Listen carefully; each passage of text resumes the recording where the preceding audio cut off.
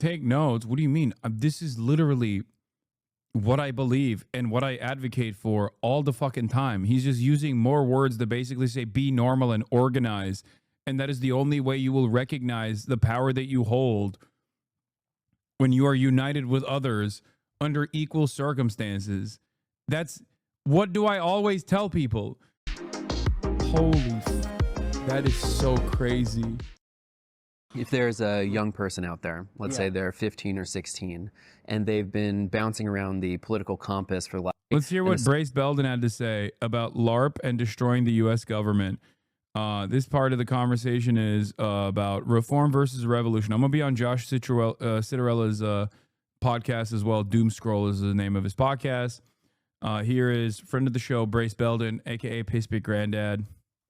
And the socialism was not capital S socialism. It was more like social democracy. Yeah. It was like, okay, this actually exists in Denmark. We should... Edgelordology, it's good to know how to lie as the left. It's okay to do leftist propaganda, a.k.a. lying. Yeah, that's what I was saying, dumb fuck. Dude, I have no issues with my positions, okay? When people go, hey, do you believe in a dictatorship of the proletariat? I'm not going to sit here and be like, oh, absolutely not. Oh, no, that would be lying, okay? That would be fucking lying. I'm not saying shelter your perspective. I'm saying literally fucking narrate. If you're a communicator, narrate to the crowd that you're speaking to. I'm not being ironic. No, I know. You're fucking being stupid. You're not being ironic. You're being a dumbass. I'm such a soybean. I have no emotion. That's why I must support the Democratic Party. It's good to know how to lie as the left. I know. Until you find a more appropriate and more successful method of building a Marxist-Leninist vanguard party, I'm going to keep doing what I'm doing, okay? And you do you. If you build it, I'll be there by your side. You understand? Should try it here. And a lot of people were amenable to that. And it wasn't really the kind of 20th century romantic revolutionary struggle that we associate with capital S socialism. No, not at all. I think that caused a great deal of confusion. And it's this sort of like reproduction of like what like people seeing like memes or like, you know, like an article they like, and kind of like reproducing some of the narrative of that without any of the actual like meat behind it. You know what I mean? Sure. And which I don't blame people for. Like, not everyone has to be like crazy politically involved or anything like that. But I think there was a great confusion of definitions. And that obviously still persists to this. By the way, there's perhaps no better indication of how cooked the fucking Western left is, especially than someone like myself, one of the largest communicators of leftist positions, socialist positions in North America, in the Northern Hemisphere in general, telling his audience, hey, I have a lot of experience in the field of communication, and I'm telling you through that experience that being normal and you know, messaging in a way that is more appealing to as broad of an audience as possible is perhaps the best thing you can do.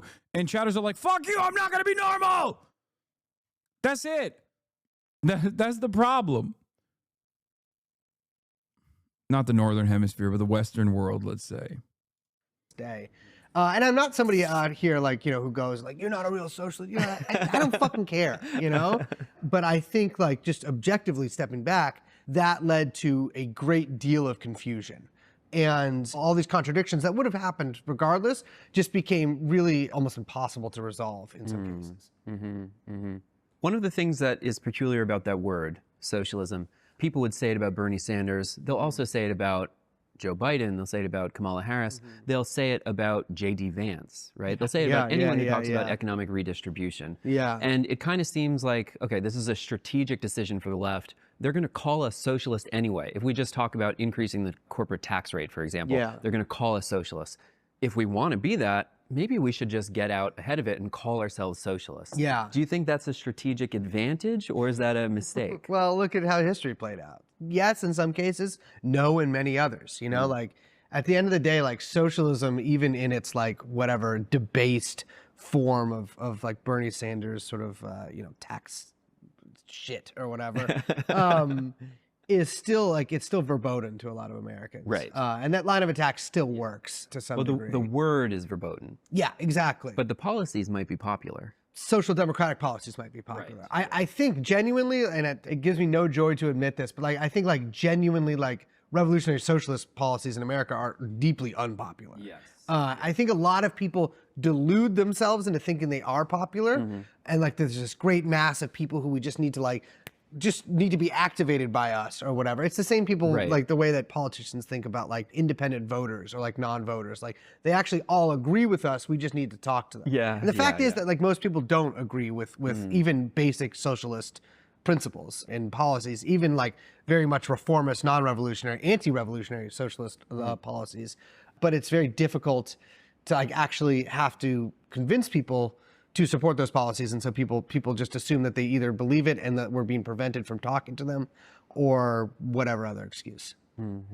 If you look at these Nordic countries, I don't think that you or I would call them socialism. We'd call them that they have economies that are more socialized than privatized. Yeah. We'd call it maybe actually existing social democracy or something like that. Yeah. But my sense is that those programs are kind of appealing to a lot of people. Yeah, they definitely are. Yeah. I would say so. I think that people could get behind like a social democratic president or whatever, or policies.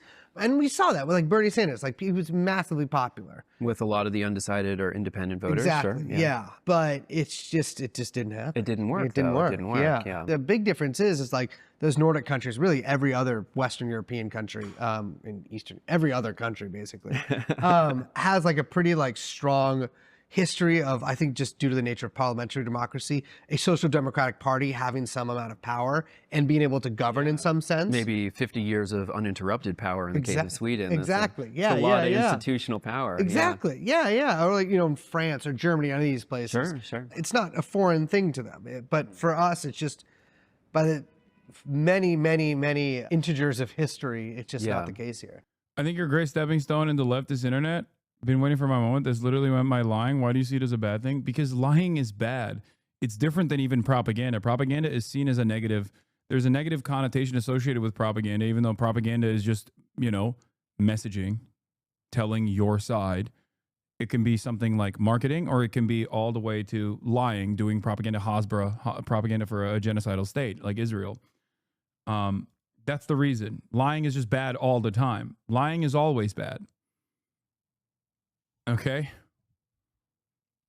Anyway, I think you're a great stepping stone in the leftist internet because of how normal you present yourself. I myself used to be really right-wing, both economically and socially. Looking back, I was literally racist, even if I didn't see it. And slowly, by watching your streams, my views have radically changed over a couple months. You're a great dude. You're a great dude. Keep being normal. Thank you. And I'm gonna keep doing that. It's not a fucking accident. Your experiences in how to succeed in a capitalist liberal media. You have no expertise in how to foment true political change. And I don't trust you more than I do Lenin or Rosa or actual principled revolutionaries and theorists. None of these people have espoused your philosophy here. What? Dude, the revolutionary fervor and the idealism at the time and the material conditions that were so perfect for like the assembly line was so perfectly designed for labor organizing and creating real existing socialism is not comparable to living in the fucking imperial core after the ashes of the USSR, like 30 years, 40 years after the USSR was dissolved and America won the Cold War. What the fuck are you talking about? Jesus Christ. It's important to read both Luxemburg and Lenin and develop a better historical understanding of how these things happen, how to foment real political change. But the major issue with like a lot of orthodox Marxists, for example, is that they just try to apply exactly that without adjusting it to the current existing material conditions in a place like the United States of America. This is why I also will be, very forgiving in my commentary when it comes to China. It's not, you can't be dogmatic in your approach to building socialism, okay? I think that's the chatter that was yelling you to go on Bad Empanada stream, probably. I think the very best thing that an out and about, outspoken socialist could do in the United States of America is to gain as much momentum as possible and to instill class consciousness, because that's the biggest point of weakness for the American working class, is that they are completely and utterly devoid of class consciousness. Once that happens, also through entryism, using the platforms that are readily available to you, using the opportunities that are readily available to you, you can try and rebuild a mechanism of pushback in the form of labor unions in this country, and then convince those labor unions to also engage in more labor militancy, and potentially maybe one day, many years into the many decades in the future, there could be some serious changes that take place. Having said that, however, if that can't even happen, then the best possible thing you can do in the interim is to try to get America out of the way, to allow other places with real revolutionary potential to thrive. In any case, people even look at like marginal reforms in the direction of a robust social democracy as like unacceptable radical positions that threaten the way of existence. I'm just trying to do my best, is what I mean. This is one of the things I wanted to talk to you about, because I think there's two ways of thinking about this on the left, where some people will think that we need to create the conditions for revolution, which means if things get worse for workers, they are more likely to revolt. And there's an alternative way of thinking, which is that when the workers are empowered and they have good organization, they have good wages, then they can make more and more bold demands. And that's a pretty important divergence, right? Because that strategically, you start to make different decisions from that. Yeah. Yeah. Given that labor unions, at least in modern society, oftentimes come from work environments that have better workplace conditions as opposed to the really dog shit work conditions, I think no. When your bosses are kinder, you are more likely to be able to build a labor union more successfully. And therefore, when you have a labor union, I'm of the mindset that like you can make even more aggressive demands. That's what I believe. Not the other way around, allowing material conditions to deteriorate and destroy itself due to the inherent contradictions baked into capitalism. Because the notion that you will magically create a vanguard party through the ashes of the deterioration of capitalism is silly. All you will accelerate towards, without actual education, workers' education, without actual direction, is fascism. That's where we're heading down right now. Yeah. I know we're both fans of the Vincent Bevins book, If We Burn, the Age of Mass Protests and the Missing Revolution. Insane the title, that you're doing the incredible. after the colon shit there. The subtitle. I mean, I've cared so much about this. Has really been my field of study for like the past 10 years. Is like looking at social media as a form of social organization. That is, you know, there are rules of governance. There's identity in these systems. There's exchanges of currency. Like this is a new way of organizing human society. And there were utopian visions attached to that. You know, that people said, oh, this is going to be peer-to-peer, even better than communism, more egalitarian, whatever. It's a totally new way of organizing society. A lot of that stuff, it won't surprise you at all, did not pan out. No. In the Vincent Bevins book, it seems to me like he kind of resolves at the end of it that Brazilian social democracy under Lula is a very positive development. Yeah. He sounds quite revolutionary in other contexts internationally, but in the case of Brazil, he seems rather amenable to social democracy. Do you feel like those divergent choices, that workers becoming more precaritized makes them more likely to revolt, is that a better strategy, or workers becoming emboldened, having higher wages, better organization, that social democracy incrementally leads? What do you think about him saying socialist policies are generally unpopular? No, he said revolutionary socialist principles are generally unpopular. We like to imagine that they are, but they're not. And he's not wrong, especially in America. Are you kidding me? If revolutionary socialist principles were generally popular right now, we would have a revolutionary socialist party that has or some kind of like political machination that we could use to apply pressure to the government. it reminds me of that meme, right? But it's not really a meme at all. It reminds me of the mass protests that communists engaged in the buildup to the New Deal. Okay, like there was a tremendous amount of out and about socialist, trade unionists, communists alike that were pressuring for change. They were out in the streets waving the fucking communist banners. Now, is there some truth to the fact that the expansion of the welfare state led to the inevitable demise of a socialist revolution? Certainly, because you give some amenities to the workers and then you tell them, okay, you're demanding too much and you need to shut the fuck up, while simultaneously you work to undermine all kinds of revolutionary politics. Ay, ay, ay. Everyone, dude, this is the other thing. You are so incredibly self-important. Like you think you're spitting here, and then you get like annoyed when I have fucking 25,000 people in the chat and I just move on. Okay? God damn, dude. This is what I mean. This is the denseness that I'm talking about. Jesus fucking Christ. Your experience in how to succeed in capitalist liberal media. You have no expertise in how to foment true political change. For Rosa, for Malcolm X, nearly all principal socialist political movers and theoreticians do not capitulate to liberal framing in the way you're talking about. Again, I really think you're overstating how common sense and well accepted your position actually is by leftists in any era. You are so oversimplifying the scope of leftist theory by saying, well, these communists could only do these things in the perfect situation for revolution, and otherwise they should compromise their framing. I cannot think of a single person who has espoused that position and not been also an advocate for a capitalist mode of production. I'm not saying a variety of tactics is bad. I'm saying that, for instance, Nelson Mandela's capitulation to liberalism is one of the reasons the end of the apartheid was so insufficient in South Africa. The way he guaranteed property rights, the uselessness of the Truth and Reconciliation Commission, these are all direct results of liberal capitulation. I'm not arguing for accelerationism law. What the fuck? I wasn't even responding to you. I think at that point I was responding to someone else.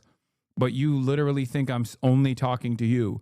I understand that I'm inside of your living room right now, speaking to you from the TV or from your fucking computer monitor. But you have to remember that you're in a room, you're in a stadium full of people. So I already fucking moved on from your position. And I was actually talking about something that I think the video was actually talking about. Okay? But if you are so hyper individualistic that you can't comprehend that I'm probably not even addressing you, and you think I'm addressing you directly, how the fuck do you foresee a million other people like you building a fucking robust working class movement, a revolutionary working class movement? You can't even see the fact that you, bro, it's not that deep. You responded to my thing and I responded back. Sorry, lol. No, the deepness here is that you think I'm talking to you when I wasn't even talking to you. Okay? That's it. That's it. That's my the problem is you can't even imagine that I'm perhaps addressing something from the video and not you at that point. Let's continue. Towards more demands, more equality in society. Well, annoyingly, first I have to disagree with the framing in the first place. I can think either of those things, and like there can be these debates on the left on either of these things. Right. The reality is like you actually have to do one of those things for your thoughts to actually really matter. Yes. Right? Yes. Otherwise, we're just calling balls and strikes, which, you know, I like calling balls and strikes. There's probably great historical examples for either one. I think what makes America kind of peculiar is that like we have had no great revolutionary surges. The only ones that we like are close to it.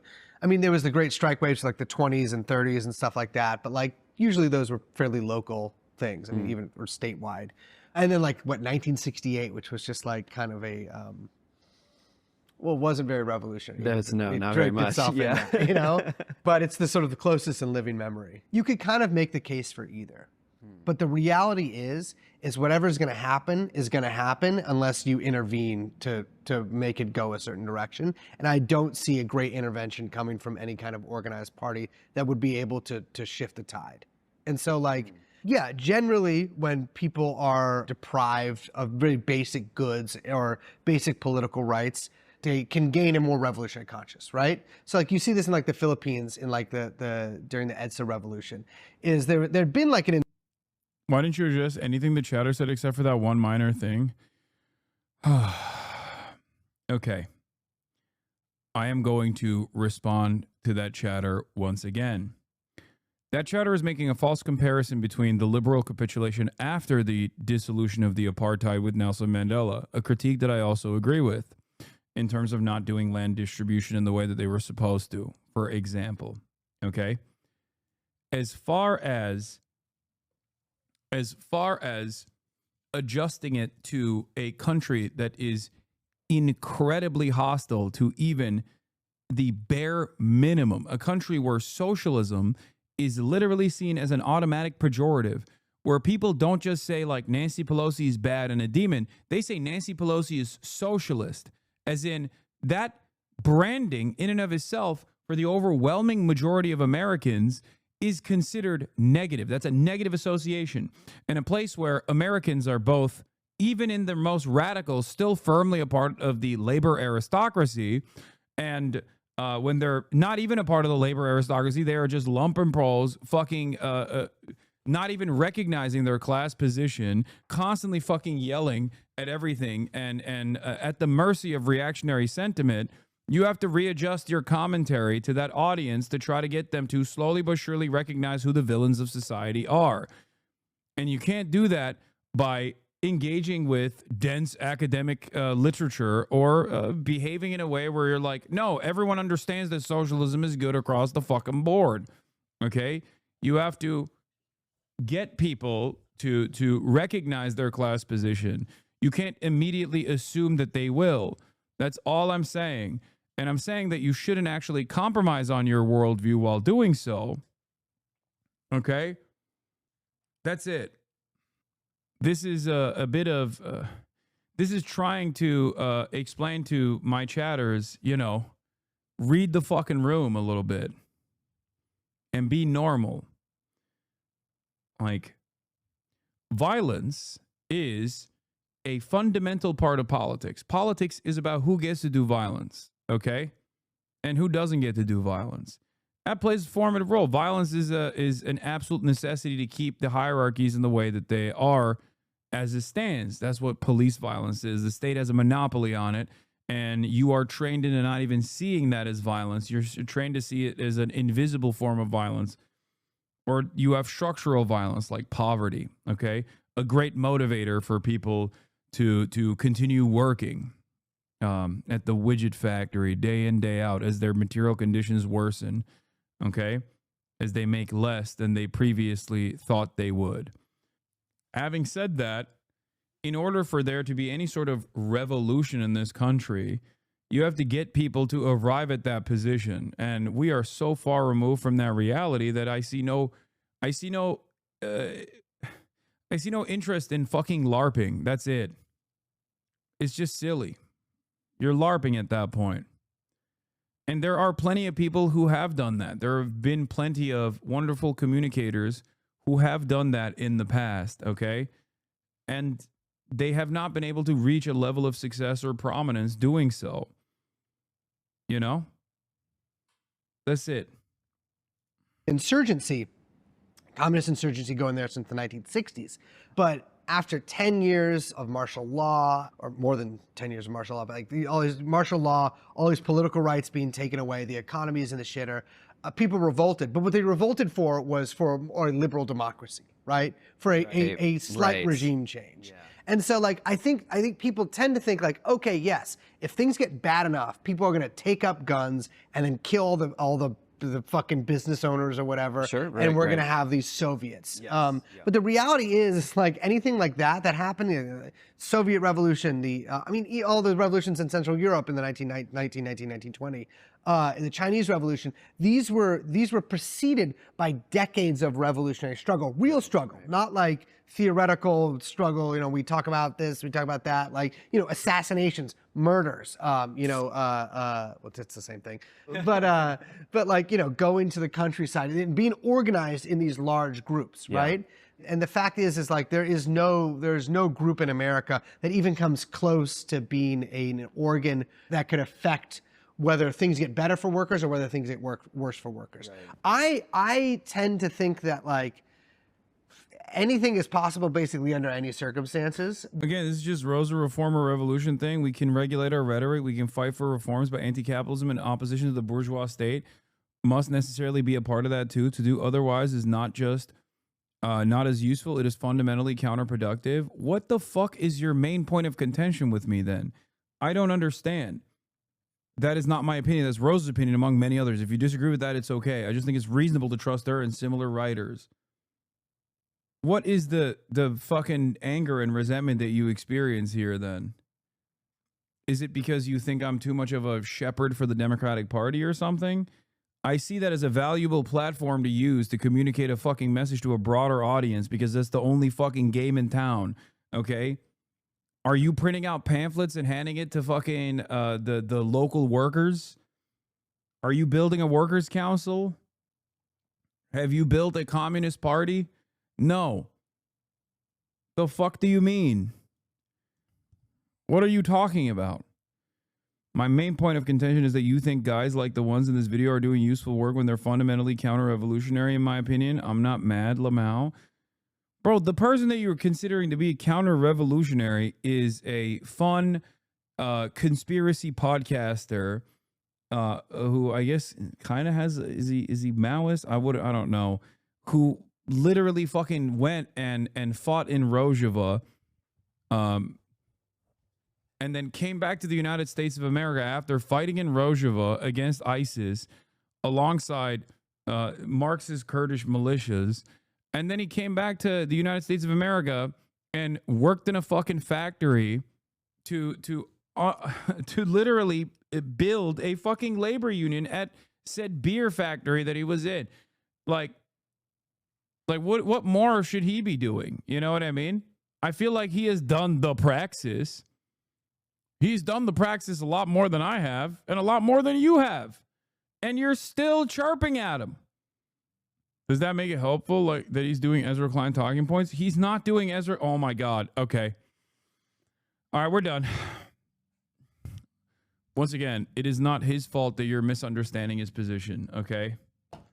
I'm sorry. You are exactly the type of fucking leftist that I actually rail against with regular frequency, because not only do you have firmly held convictions, but you also lose the forest for the trees, okay, with regular frequency. Jesus One Christ. thing that I've noticed that did gain people political consciousness was when I organized alongside coworkers, and people do become interested because people start thinking of themselves as workers. That's a big hurdle that a lot of people can't cross. It's like when Chuck called Desmond Tutu a lib. Yeah, exactly. Union density in the U.S. is like 11% right now. Yeah, and 90% of our unions are fucking pig unions. I mean, like, Right. I don't mean that in like the sense like, oh, cop unions, like that. That's such a goofy argument. This is a I different mean, thing. like unions that like are reactionary unions that support the regime. That's just the fact of it. I don't think that they should He's be right replaced about by that too. no union, but like they're not revolutionary. They're not like left wing. It's just, I think a lot of people think of like unions as this like automatically left wing thing. It's just not the case. In They're many organs. cases, the members went for Bernie, and then the administration went for Biden or Elizabeth Warren or so-and-so. Yeah, And they're political organs, right? And so like, obviously, like they are products of this capitalist system, and they very much resemble that. The fact of the matter is though, like people talk about like, oh, we need a revolution, we need a revolution, we need a revolution. I don't disagree, but most workers in America don't even have trade union consciousness, let alone revolutionary consciousness. They're not thinking of themselves as I love that a guy who is definitely done more in terms of revolutionary action, okay, is being considered by this fucking chatter as a Ezra Klein style abundance lover because he is just describing the reactionary tendencies of the average American laborer. Okay. Like, what the fuck? I mean, there is perhaps no better demonstration of how the internet left is so predisposed with the fucking aesthetics of things than this very moment, okay? It's fucking crazy. workers, let alone like workers as a class or any of these things. And I think that there's like a lot of like people try to run from that fact as fast as possible and be like, figure out which point, like, oh, this is why there isn't a revolution, this is why there isn't a revolution, this is why there isn't a revolution. And they get away from the fact that revolutionary communism, at least, not necessarily other kinds of revolutionary theory, it requires the proletariat being organized as a class and an alliance of other related classes. Everything else is kind of secondary. Like, that's the most important thing. And that's also the toughest nut to crack. Classes come back in American society, right? So I'm 37. Most of my life I've been living, at the end of history. Francis Fukuyama's end of history. During the Cold War, the fascism is permanently discredited in the 1930s. USSR falls. 1989, it's going to be liberal democracy. This is the end of history, final form of human government. And class just receded as a way of understanding the world. That we didn't have big meta-narratives like bourgeoisie versus proletariat or whatever. But now we're kind of in this period, you were talking about liberal democracy before. It kind of seems like liberal democracy is breaking down, like very visibly. The democratic side of it is almost non-existent, and the liberal side of it is extremely exploitative. The markets are very unstable. The institutions are crumbling. And so the promises of liberal democracy to hold society together, as that wanes, people are then entertaining narratives that were previously unpopular. One of the ways of construing the story of history, how you got to where you are, is class struggle, which is, again, I think, becoming more and more popular. As people are experiencing worse and worse conditions, they're realizing that they're immiserated in their workplace. Like, well, maybe I would actually stand to benefit if I organize with my coworkers. I think one thing that I have to stress is, like, there is no revolutionary theory and there's no revolutionary party and there's going to be no revolution unless those things happen, right? There is class consciousness. That doesn't necessarily change anything, right? Like, in and of itself, individual class consciousness that people gain and recognize themselves as workers. There has to be some degree of organization and organs where they can express that consciousness, right? A party. Yes. A party. A party or something. I mean, yes, a party. I think I'm not interested in any of those, like, variations of the party form. I think they're fucking bullshit. And if they win, let me know, but they haven't. I think that's really the thing. And, like, people try to get around this in any kind of way. But, like, the reality is like, there has to be an organized party for any sort of, like, class consciousness. I mean, there aren't even really organized trade unions that allow the expression of class consciousness as such. Like, I mean, in small ways, yes, but, like, not acting solely in the interests of the working class. If there's a young person out there, let's say they're 15 or 16, and they've been bouncing around the political compass for the last few years, and they were in America First person, then they were a Nazbol, now they're an anarcho-collectivist, and then there's some type of, I don't know, esoteric monarchist bullshit. What would you say to that person, having lived your beliefs in the real world, having organized in your workplace? You got into politics through, like, the real world. They got into it through the internet, but we all have to grow up at some point. Yeah, that's politics the real world happens now. to us. Yeah. Right? What advice would you give to that person? I mean, I generally, well, actually, that's not true. I dispense advice all the time. I think, in general, if people really want to make politics an important part of their lives, and if they want to devote themselves to a cause in a real way where you can be of use to the world and to humanity, try to make sure your own house is in order internally in some way. Because I like you mentioned earlier, I do think that, like, a lot of the more negative tendencies of people who are into politics end up being just expressions of helplessness and of angst. Yeah. We can't eliminate those things from our lives. Nobody can. Least of all, generally, like, working people. That's generally, they have the hardest time eliminating those things. I would caution people, or I would suggest that people not view it like how I can use politics to, like. This Shatter's right. He's got the Margiela Gats on too. Brace. Fucking socialist, by the way. Whatever. With the goddamn Margiela Gats. Like, help my social life, or, like, gain a friend group, but, like, how you can actually be of use to humanity and to the world and be of service to other people. That, to me, is, like, the only time that I've ever really felt like I was truly living what I believed in any kind of way, was when I was being of service and just as like a worker among workers among other people. That's, I think, the main thing to realize. I mean, I understand it's probably somewhat hypocritical coming from me because I'm a sort of well-known left-wing personality. But the fact of the matter is like there's much more utility and use and frankly, if we're getting the anarchist way of thinking, spiritual fulfillment, doing the very basic like slog work of like, yeah, go organize your workplace, go like actually like interact with people in the real world. Don't be fucking weird.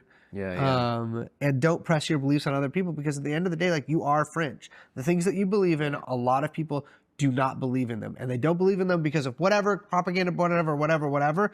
That doesn't matter. They don't believe in them. Right. And the way that you do get people on your side is that like you show them that like the things that you believe in are actually like the things that make the most sense. And like if you want to convince them of that, you have to make sense to yourself and like as a member of society. So like, yeah, like don't be the fucking like freak in the corner at work on your fucking phone, like fucking Discord chat or whatever. I don't know what these people do, but I think like experience, it breeds a certain maturity and like a certain like, assuredness that you'll feel and that other people will notice that like working people are attracted to. I think there's a lot of fetishization of weakness on the left.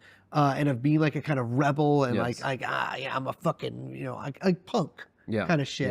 And that's the world I came from. Like that is actually like, that is not what you want to do as a political person. You actually want to be a member of society. You don't want your organization or your political party to be weak. No. You want power. You want to be strong. You want to take actually ultimate power and change the world in an irreversible way. Right. And these people do take notes. What do you mean? This is literally what I believe and what I advocate for all the fucking time. He's just using more words to basically say be normal and organize.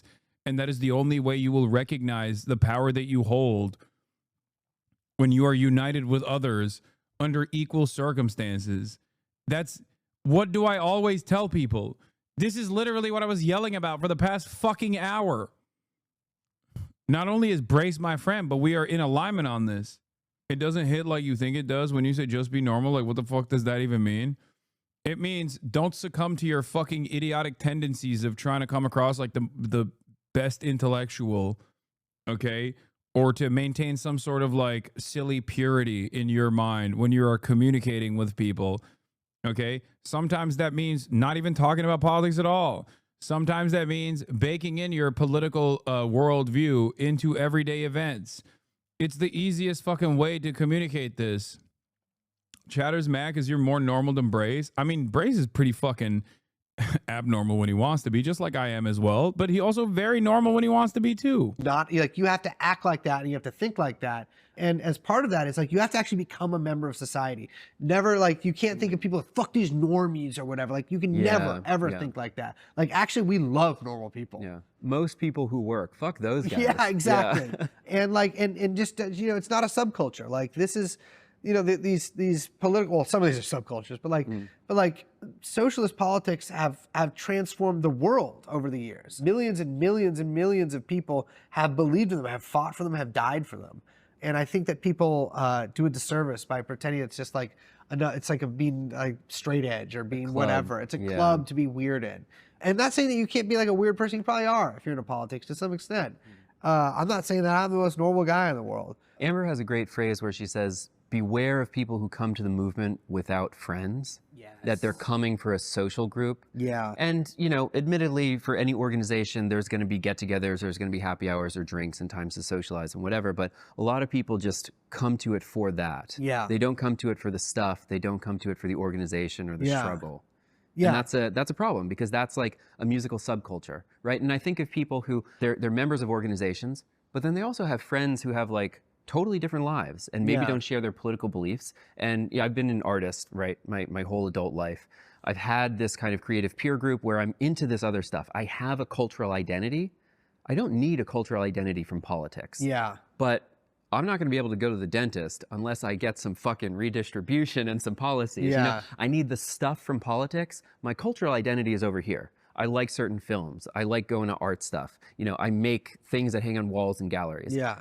That doesn't give me a doctor's appointment. It doesn't give me anything else that I need. It doesn't build roads and bridges and create jobs and reshore industry and stuff like that. Yeah. I need politics for that. Yeah, I think that like it's important to not just come from a place of like complete resentment and hatred, but from a place of genuinely like, I love humanity. You know, I love progress. I love to make. I want to make the world a beautiful place to live in. And I think that like the way that society is structured, what you're saying right then, like about people coming to, or what Amber said about people coming to politics with no friends. I agree with that, but I also This person feels called out. That's why they think it's insufferable. like the way that society is structured is a lot of people don't have friends. They might have had friends like 30 years ago, Sure. you know? Yeah. And so it's up to people to like actually, you know, try to be there for other people and try to make other people and yourself into like a human being that can like withstand the weird social pressures and like psychic assaults that we're constantly under in our society and emerge as like a bastion of like humanity and normalcy that is also disciplined and organized enough to destroy the United States government. Wrong. Brace, thank you so much. You're To destroy the United States government. Great way to end that. That was Brace Belden talking to Joshua Citarella on the Doom Scroll podcast. Anyway, now that we did that, I feel called out as a friendless millennial, and what's insufferable is my own shame.